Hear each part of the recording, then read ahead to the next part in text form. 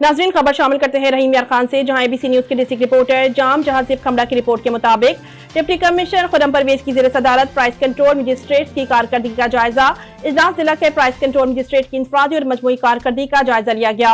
Assistant commissioner और magistrates की शिरकत, डीओ इंडस्ट्रीज ने ब्रीफिंग दी। डिप्टी कमिश्नर के तमाम प्राइस कंट्रोल मजिस्ट्रेट्स की असरनो तरतीब देने का फैसला।